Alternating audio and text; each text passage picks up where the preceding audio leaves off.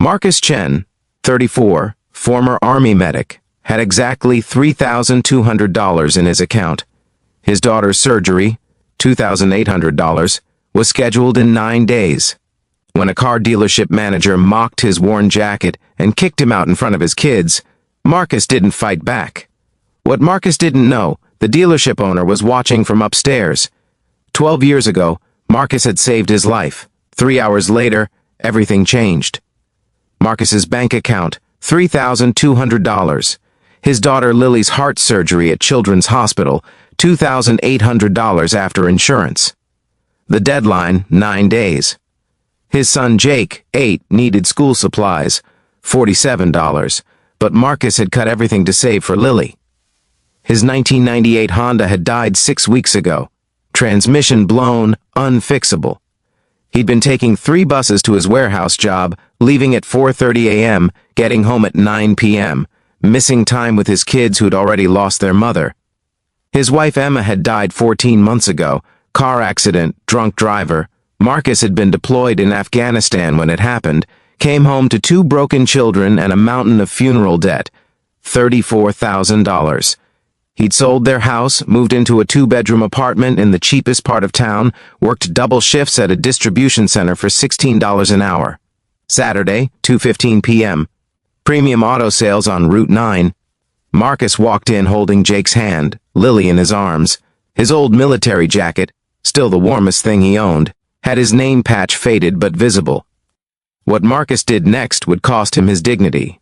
The manager, Steve, according to his nameplate, looked Marcus up and down, sneered.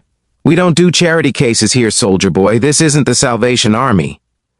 Jake's hand tightened around Marcus's. Lily buried her face in his chest. Marcus's jaw clenched. He could feel every eye in the showroom, other customers watching, salespeople snickering.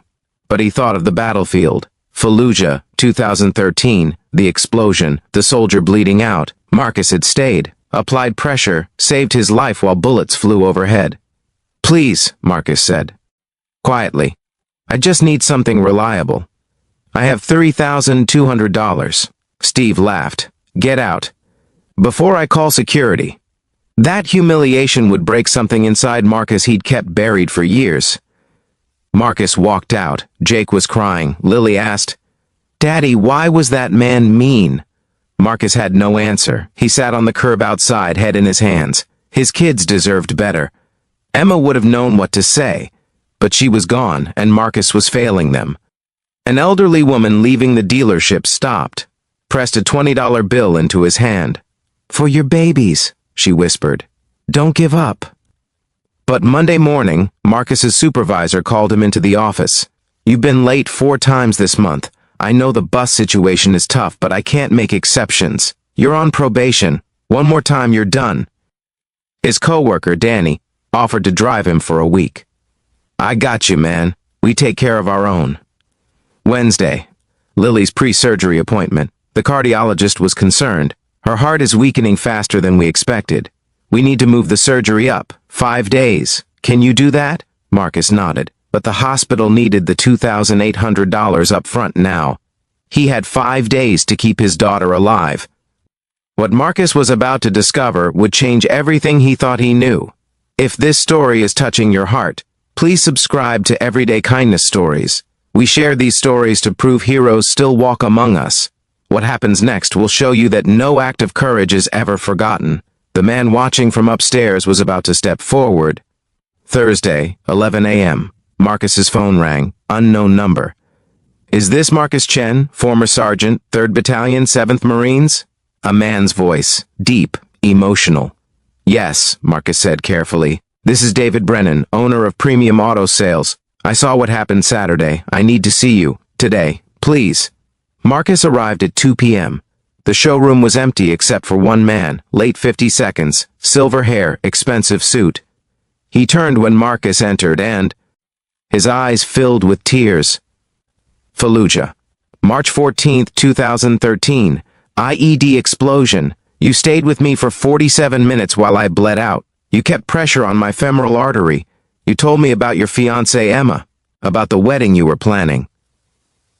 You saved my life, Marcus. I was Lieutenant David Brennan. I've been looking for you for 12 years. Marcus's legs went weak. He remembered the explosion, the lieutenant's blood everywhere, the desperate wait for medevac. What David offered next would seem impossible. My manager Steve was fired Monday, David said. I saw the security footage. How he treated you, unacceptable. He handed Marcus a key. This is yours. 2024 Honda Pilot, 8 seats, fully loaded, paid in full. Title in your name. Marcus shook his head. I can't.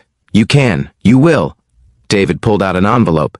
Here's $25,000 for Lily's surgery, for Jake's school, for everything you've lost. And this. He handed Marcus a business card. I own 6 dealerships. I need a fleet manager, someone I trust, someone with integrity, $85,000 a year, health insurance that covers everything, including Lily's surgery and all follow-up care. You start Monday. Marcus collapsed into a chair. Tears streamed down his face. Why? He whispered. David knelt beside him. Because you gave me 12 more years with my family. My daughter graduated college. My son got married. I have 3 grandchildren. All because you wouldn't let me die. But the story doesn't end there. 2 years later, Marcus Chen, 36, Fleet Operations Director at Brennan Auto Group. He managed 6 dealerships, 47 employees, and a $12 million vehicle inventory. Lily, now 9, was healthy. Her heart surgery had been successful. She ran track at school. Jake, 10, was on the honor roll. Marcus kept his old military jacket in a glass case in his office. David had a photo mounted next to it, the 2 of them in Fallujah, 2013, covered in dust and blood.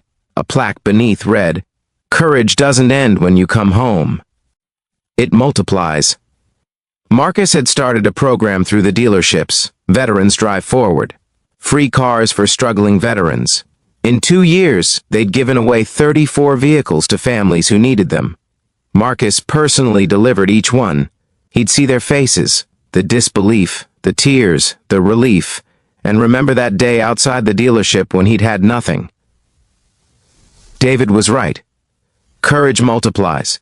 Marcus had saved 1 life on that battlefield. Now he was saving dozens more, and every time he handed over those keys, he thought of Emma.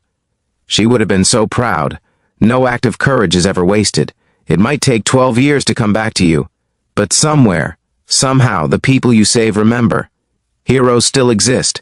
Sometimes they wear worn military jackets and ride 3 buses to work. If this story moved you, subscribe to Everyday Kindness Stories. Next time, we'll share the story of a school janitor who gave his lunch to a hungry student and discovered that student was a senator's son. Thank you for watching.